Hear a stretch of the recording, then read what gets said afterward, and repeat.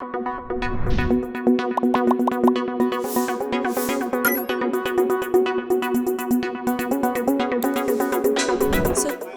are going to be speaking to a number of educators from international schools, and we will ask them about what it's been like teaching in the pandemic. What kind of adjustments they did, not just them, but also their students. Yes. Like obviously the impact of COVID was very big towards the education system. Yes.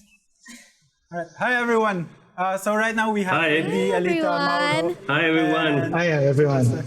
Martin, yes. Nice to see you. Introduce So everybody. nice to see you again. Nice. Okay, first off, we have Professor Mauro Berta. He has a PhD in architecture. He is an assistant professor of architectural and urban design and the head of design of the China Room at the Politecnico di Torino. He is also a visiting researcher and lecturer at several universities in Japan and China and has authored and even co-authored over 120 scientific works. Hi, Mauro. Nice to see you again. Hi. Thank you for the invitation. Yes, that's right. Your students were here earlier. Yes, I saw them. To share their experiences in the last anthology and what they want to share to our audience for the future anthology. Yeah. Yeah. It has been a very beautiful experience this year. Yeah. Our next speaker is a sustainable architecture, lighting, design, construction, academic research. And recently had a design proposal for a low-cost housing for the urban poor. He also connected to numerous universities like the CSB and numerous other architectural schools in Manila. And so this is Sylvester Seño. Welcome. Hello. Hi. Hi, sir. Hi. Nice for you to join us. Good afternoon. Magandang hapon. Good afternoon. Okay. We also have Miss Elita Nuraeny. She got her graduate degree in architectural history from the Bartlett School of Architecture in the UK. She is also a lecturer in interior architecture program at the Universitas Indonesia. Hi, Elita. Hi, Elita. Hi, thank I'm you very so much glad you for were inviting able me. to join us last year, Great to and see you again. you're back. Yeah, thank you very much for inviting me. And our Finally. fourth and final speaker is Undi Gunawan. He has a bachelor's, master's, and doctorate degree from the Universitas Catholic Parahanyagan. Sorry if I got that wrong. And also a lecturer of architecture design study program. He teaches multiple courses such as Architecture Studio, Advanced Architecture Theory, and Housing. Hello. Hi, Undi. Welcome, Hi. everyone. Hi, everyone. How are Yes. you? Pleasure to have you. Hi. Yes, very hot, humid here. Your fan from the last year festival. Very useful. Yeah. Oh my god, so cool. Yeah, that's right. It's also very hot here. Yeah. So it's such a different wow. experience. Last year we Hi, had Mauro. Hi, Elita. Nice to see you. Yeah, we Hi, had all hi. three Nice of to these see you again. international professors over in last anthology, and now we're seeing you guys over Zoom. How the Yeah. times have changed. Yeah, for our first question, All right, let's get it on. let's get into this. So first we have to ask, what do you think is the effect of online or virtual learning on our architecture students? We're very curious to know, because how do you ensure that they are learning in this new platform? Anyone can just Who start. wants to go first? Who's first? Ladies first. Ladies first. She doesn't need to be first, but she'll be first. So what? I'll be Elita, go first. ahead. Yeah. Okay. All right. All right. So, well, it's quite difficult actually, especially because I'm currently in the previous semester teaching like a first year students, and they still, well, jump in blindly what is architecture. It's quite difficult Yeah. to I don't know, introduce them to what is architecture, especially about the nature of studio works, especially. And it's I think that's the biggest hurdle in my line of work. And also, I'm not sure about the other university, but here in Universitas Indonesia, we're still trying to encourage students to do manual drawings, especially for the first year, and then they gradually went to the technological digital drawings part in the later years, and it's also quite difficult because here in this online space it's quite difficult to transcend that, what do you say, it's practicality of hand-drawn architectural drawings. I think that's the biggest hurdles for me, but I think there's a positivity in that as well, because we can, right here, right now, I can see you all again from different spaces. But yeah, so I think that's for me. I don't know about everybody else. Mauro, what about you? Well, thank you. I must say that in Italy we started our first lockdown at the beginning of March, say exactly at the beginning of the second semester. And I must say that at the very beginning, this was quite shocking news for us, because the fact that we had to move anything on the web, on the virtual world, really left us shocked. And so at the beginning, we tried to do something in a very practical way. We opened every possible account on every possible social media in order to have many instruments to reach the students. And then we decided to create a platform which is still active, which is called Architettura. And this is a quite interesting legacy of this period, because it is the first time that we have a virtual replica of our university on the web, which can be always reached, and you can always see the works of the students. So this is interesting.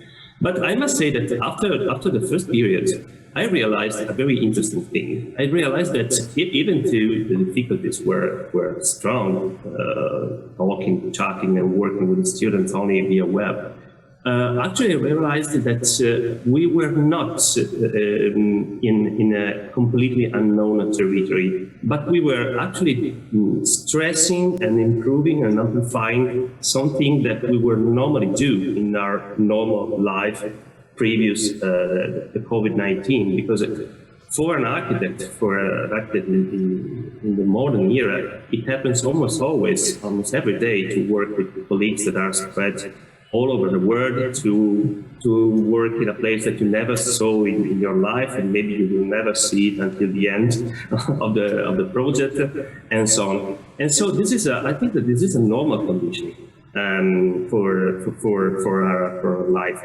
So I think that it is obvious that what we are living today is terrible, but I think that we could try to take it in a positive way, and to look at the positive thing that we can learn from this experience. Normally, in my life, normal life, outside of COVID, I teach scuba diving. And normally, when we have to train the scuba divers to go underwater, especially during the nighttime, which is very dangerous because you can lose your torch, you can lose yourself in the darkness. Normally, we used to teach them to mount and unmount their gear when they are completely blindfolded. So it means that we teach them to solve the problems even in the worst possible condition ever.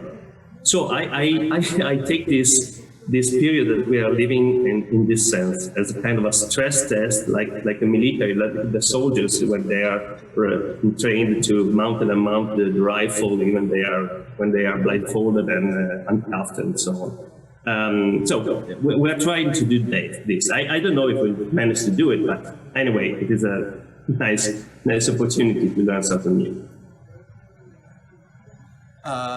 Undi? Yeah. Thanks, Mauro. Can we get your take on Yes, this? I would like to jump on from the Elita and Mauro's stresses there. I think the key for our education, our profession, is the studio. Right? Studio culture is the main component of our knowledge, our whole tradition, our whole heritage of this profession and stuff. And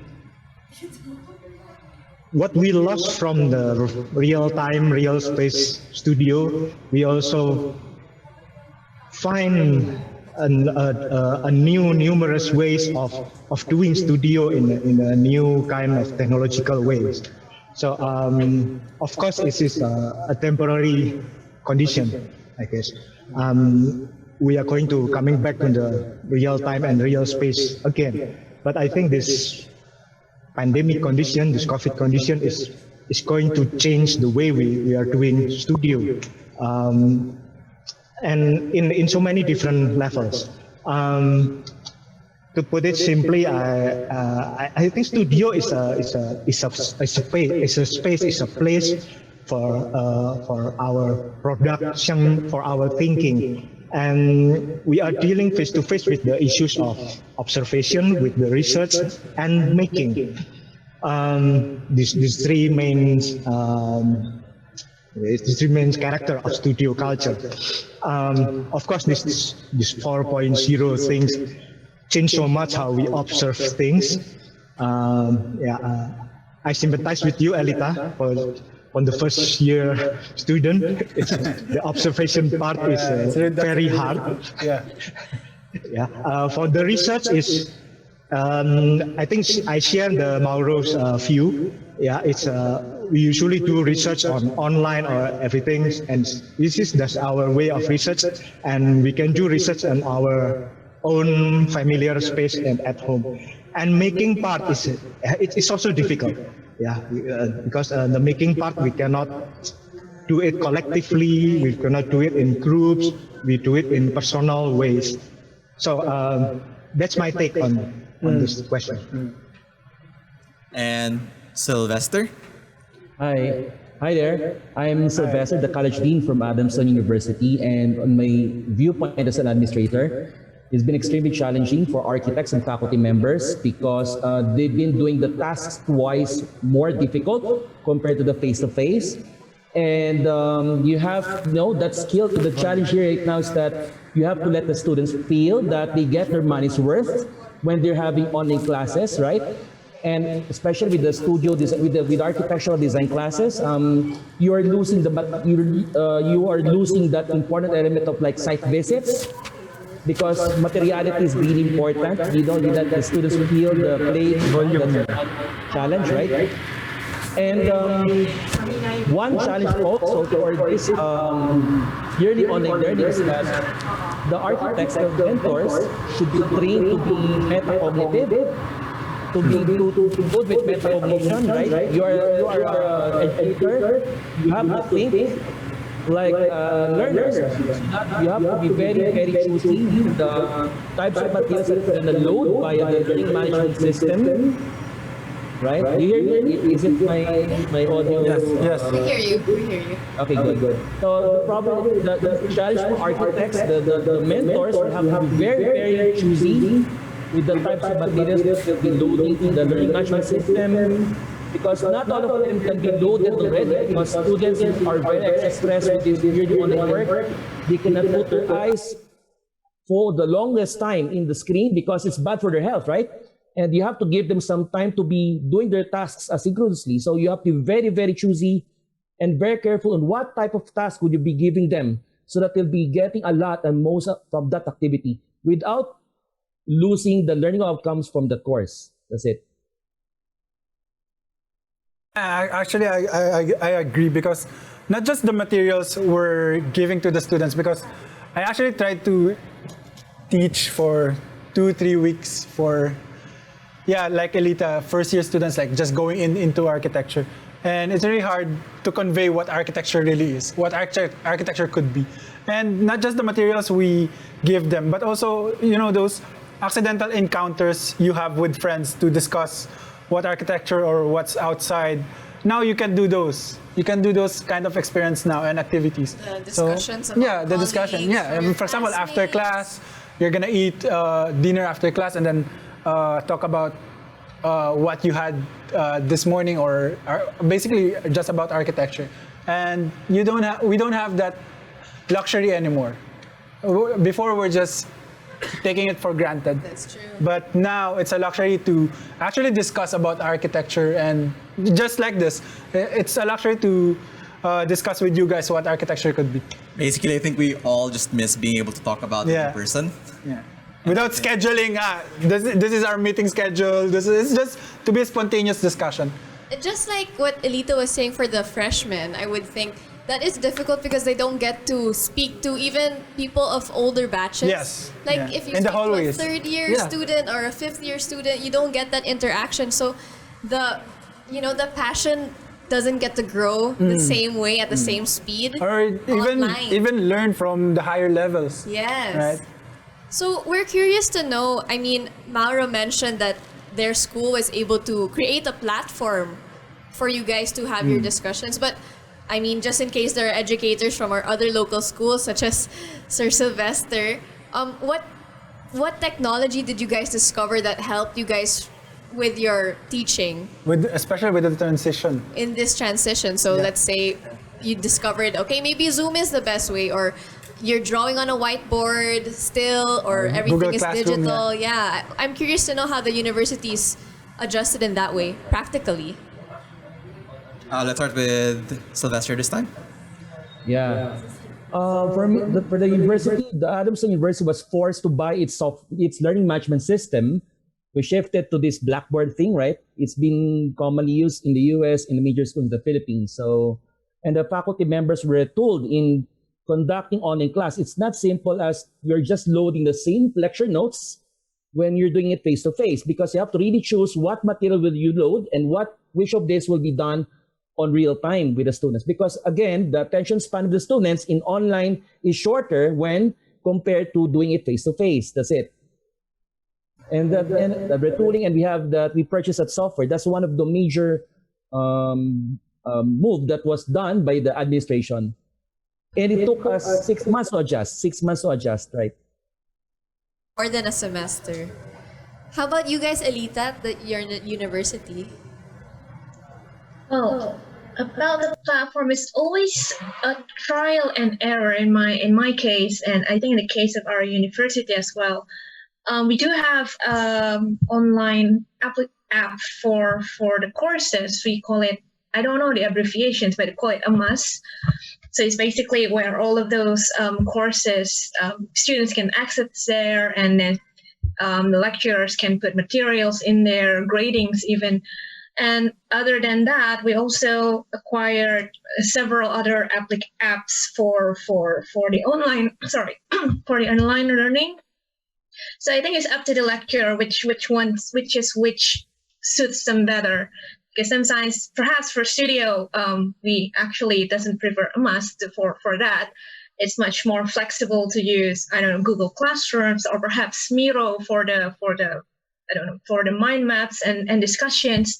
And perhaps for the theory, they use others, maybe Microsoft Teams, and often Zoom meeting like this. So I think it's adjusting, constantly adjusting and changing, depends on the requirements of the courses. And also we try to see whether these types of technology, whether students comfortable with this type of technology, because again, I have to admit that in Indonesia, internet connection is still an issue, is still a privilege in Indonesia, and not everybody has unlimited connections. And so we have to think about that. And we actually had this, I think it's for the freshman year, we made a survey whether you're comfortable doing online, how many hours, and what kind of gadgets are you using for studying, etc., etc. I think that's our effort to figure out which technology or which means will convey the educations better. I think, yeah, that's for me. All right. I think Mauro has something to say. Okay. Yeah, in my university we use almost everything, all except but the homing pigeon, but every other technology we use. We use Zoom for the lessons, digital blackboards to sketch. We use Facebook to communicate with students and so on. But anyway, I don't think that the digital platform is that important. What is important is the concept which is behind the use of these platforms. I realized very interesting things in my lessons. because I discovered that during the correction of the works of the student, the participation of the students, of the other students that were not involved in the single correction, is normally higher than the normal when we use these technologies. And this is quite strange. I think that it happens. This happens because the students lack any other opportunities to chat, to loiter, to do anything else. But I think also that maybe they discover that they are eager to have some social relationship with the others, with the professors, and with the other colleagues. And so this is a sad thing because they are forced to stay home. I think that university is probably one of the most interesting periods in one person's life, and they are losing a part of this period. So this is very sad, in my opinion.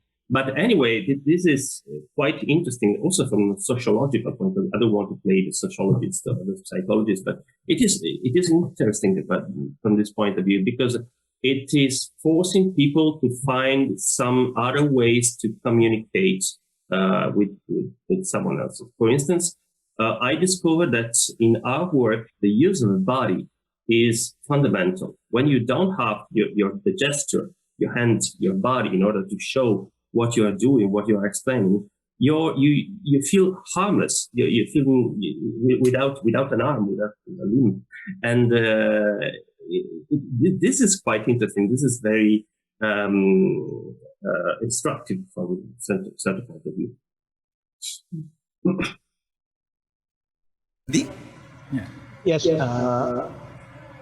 yes, Mauro. It's a generational thing. We are baby boomers. We don't understand the Gen Z kind of thing. That's why they are at times more familiar with this electronic virtual way of interactions at times, and it's an intergeneration way of learning. But I agree with we are losing our sensibility, our material touch and everything. I also highlighting the importance of the early survey, like the Elita said, about the technological infrastructure that our students have. So the connection, the quality of the connection, the speed and itself, and then what kind of platform would suit for them. The platforms are not equal technologically. Some platforms are very bandwidth hungry. Some are very friendly. And in my school, we are using Microsoft Teams as a official way, and we are using other closed proprietary kind for grading. But we use everything. We use Miro, we use concept board, we use Mural and everything. But then, our labs in school are still open. So for instance, especially for a certain advanced classes, our 3D print labs are still open. So they just send the files, and then the technician would mail the students the result and everything. So it's a different kind of interaction. But yeah, we are adapting in many ways. But that's it. Yeah, that's what I want to add to the topic. Just to wrap up, I would like to ask you guys, as the educators of this new generation of students who are learning online, what are those main goals that you want them to remember that they have? Like, I'm sure they're fixated on the technology, trying to figure out how to get into class, etc., how to present. What are those specific values that you're trying the fundamentals that you want them to always remember so that they don't lose their footing while they're on this journey to discovering or enriching their passions for architecture? Let's start with Sir Sylvester again. Hi. I think the most important thing is that the students would need to be focused with the end result or with their goals, right? And also, the students should also enhance their senses, right? They should be very, very particular to small details. They should not rely on whatever was given to them via online. And they should think, because there is limited contact for in-person contact, and it's only via virtual means, right? They should be able to understand the given scenario, the given problem, the given requirement, and they should be able to visualize it carefully so that they'll be able to meet the academic deliverables for the course. That's it. I actually agree to Dean Sly. Since everything is already out there, you have YouTube lectures, you have e-books. I think it's just how the student can find it, and how us, for example, us architects, to able to actually share and help our students to be aware of what's out there. Because when I was studying, well, I had a limited connection at home, and I was introduced to our library and then to our Archie books after that, and it was a different kind of learning, having those materials with me. So I guess having this pandemic, this kind of setting, really, students should actually just expand their resources, expand their awareness on where. Let's take initiative. Yes, yeah, right. I would like to say your answer. Yeah, go ahead, guys, if you have anything you want to add. Sorry, I lost some words. Who's the one who has to? You should repeat the question. Mauro, you can go ahead. Oh, because, yeah, I lost some words again. Talking about the lessons learned by this experience, I must say this, that normally one person realizes the real value of something only when it loses this thing. And I hope that when this pandemic will be finished, every one of us will feel very privileged and very happy of what we have normally. The fact of having the possibility to exchange ideas in a safe place, the possibility of using a library, of using some study rooms. This is actually a privilege. And now that we don't have this privilege, we are missing it so much. So I think that this is a very important lesson that I learned. Another lesson that I learned is that the digital divide is becoming more and more important. Fortunately, not for my students, but I know that many students had a lot of problems in order to follow the lessons and to participate to the activities of the universities, because they don't have an effective connection with the web. And so this is a great problem, even in industrialized countries like us, like Italy, like Philippines, and so on. So this is a normal problem, and we have to deal with this problem. We have to solve this problem. And finally, I would say that I discovered that architecture is probably the most interdisciplinary work. And I think that this stress test, as I told you before, taught us how to exploit in the best way all the open sources that we have available on the web, like Google Earth, like open libraries, like open data, and so on. And this is a very interesting training that we are doing. I hope that it will remain as a kind of a legacy of this terrible period that we are living. Undi, any last words? Yes. Not my last word. Yes. Conference. I would like to jump on from the Mario's. We are the privileged one, and I think this generation is a very much open and sensitive generation, and they will have their social awareness. They have their environmental awareness, and they have their information and everything about Black Lives Matter and everything. So it's it's a I feel optimistic about this generation. So, and regarding this condition is going to be temporary, and after this we hope for a very good and a very bright atmosphere for learning. The world has become our studio in a way. So the world is a place for us to learn a lot of things. That's my take on it. Thank you. And Pelita? Yeah. Maybe for me, I would like to jump in from what Sylvester, Mauro, and what Undi has said.